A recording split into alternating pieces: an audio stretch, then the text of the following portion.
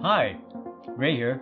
I'm glad you could join me for another look at the 24.5 megapixel full frame Nikon Z6.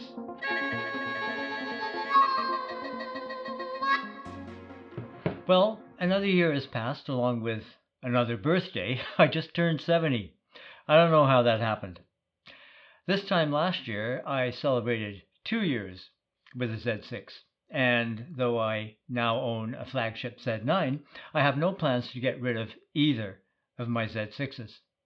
I think it's safe to say the Z6 functions better than me. I bought the first one as a birthday present to myself, this time 3 years ago. And I added a second body shortly thereafter. Obviously, I was happy with my original purchase.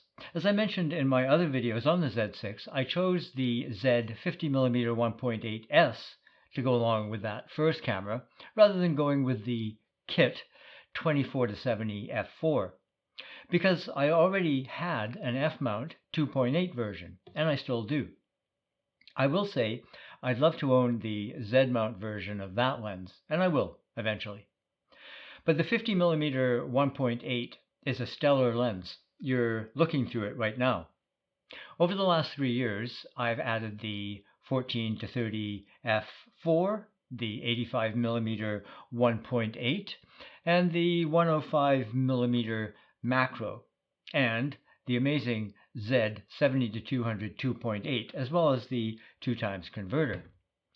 Most recently, I've traded all my f-mount, except the 24-70, to rationalize the purchase of the Z9. In Canada, you can get a Z6 body for $2,200. The US price right now is $1,596 at B&H, with $400 savings. I'll add a link to the description if you're looking to buy.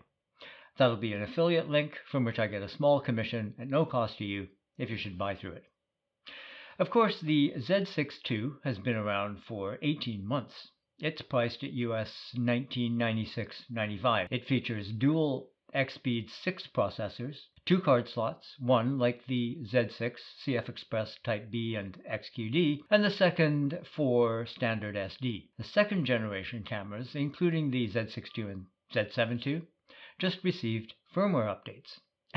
And not a moment too soon for owners, since the first generation Zs got firmware 1.40 a few months ago now, which noticeably improved autofocus acquisition and tracking. And let's talk about that. Personally, for my use, I never had any real complaints about the Z6's autofocus from day one. Now, I know a lot of people did, and I'm not going to minimize their experience, but for me, the original face tracking, followed by eye tracking for stills a few months later, was a revelation I've relied on, especially for videos like this. I wasn't trying to shoot birds in flight or fast action sports. I bought the Z6 predominantly for video, and it hasn't disappointed in that regard. Before the Z6, I'd used the Nikon D800, and my introduction to 4K video with one of their Kaizen updates, the Fuji X Pro 2. Neither of those could be seriously called a video camera. And yet, the HD video from the D800 was actually nice as far as colors, and the X Pro 2, as I say, introduced me to 4K. But neither could be trusted when it came to autofocus, and the Fuji was famous, or infamous, for its crushed blacks. So I won't go into technical details as far as the Z6 goes. I did that in the previous videos. I'll link one here and more Nikon videos in the end screen. But I'll repeat that, in my opinion, the video straight out of camera is excellent. That's 8-bit 420 color depth, and so the dynamic range, as you'd expect, is somewhat limited. But I found, using the included flat profile, the results are pleasing, at least in my eye, and many others who've commented. Let's not forget that the Z6, which was also launched with a filmmaker's kit for around 4,000 or 5,000 Canadian, was the first hybrid camera to offer ProRes RAW video over HDMI. I think people forget that it was a breakthrough. Yes, it required the purchase of an Atomos Ninja 5 recorder and peripherals included in the filmmaker's kit, and a $200 US paid update to the camera, so you had to send it in for that. But I think it's fair to say that that started the ball rolling on a whole bunch of innovations across the market. This led us to the Nikon Z9 with its internal RAW recording of everything from 4.1K ProRes RAW HQ to its proprietary NRAW 8K codec. All this in 3 years.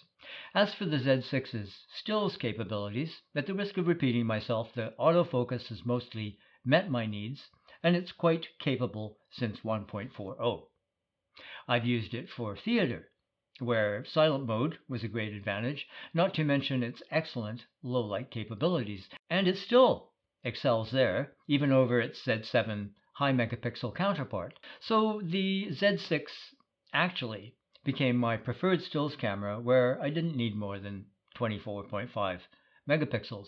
It makes beautiful prints up to and even beyond my usual 15 by 20 size.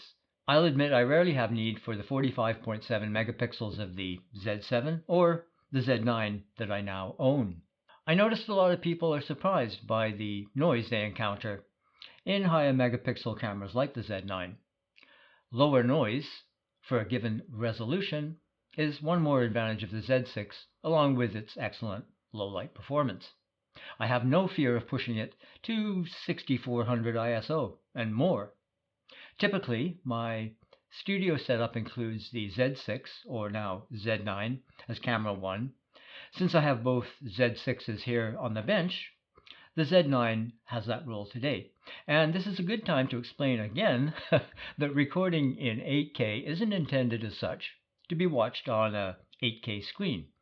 I'll be editing this on a 4K timeline, so I can punch in and out, zoom, whatever, while maintaining quality. It's like having several cameras in one.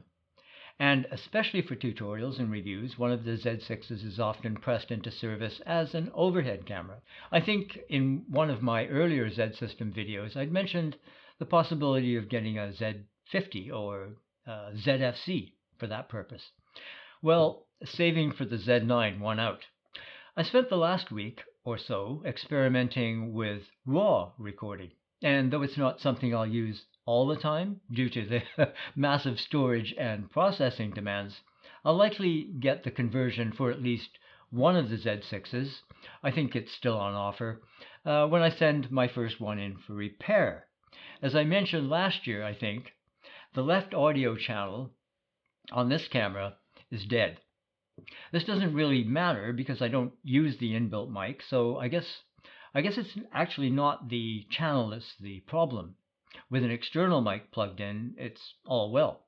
And when I record audio externally, as I'm doing right now, the right side audio, which is unaffected, suffices for syncing audio in post.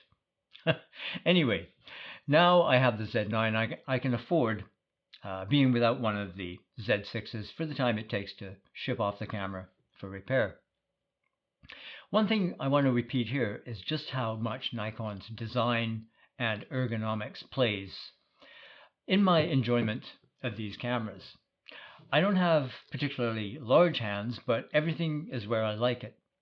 Of course, I'm a longtime Nikon user, bought my first Nikon and FM over 4 decades ago. So the dials and buttons are where I expect them to be, except they moved the damn playback button on the Z9. I'm tempted to remap the protect button, and I just love the grip.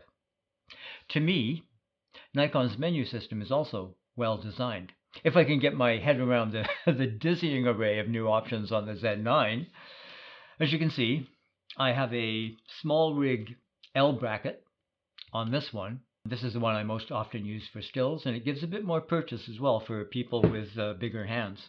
And I have a small rig cage on the camera that's most often rigged out for video. If you don't have reservations about a single card slot, it's never been an issue for me, and you're not planning to shoot hyper-fast moving subjects, though there's actually plenty of excellent examples of those shot with the Z6 if you look around. I have no problem recommending the Z6 as a great introduction to Nikon's Z system. Nikon has just recently again expressed its commitment to mirrorless and advanced video developments. We've sure seen that in firmware 2 for the Z9. Again, I'll leave some links to more Z content and to related purchasing options right here and in the description below. The Z system, including the incredible collection of lenses, now nearing 30 with the teleconverters, I think it's safe to say have come of age. I think there'll be much more to talk about in the years ahead. In the meantime, take care of yourselves. Cheers. We'll see you later.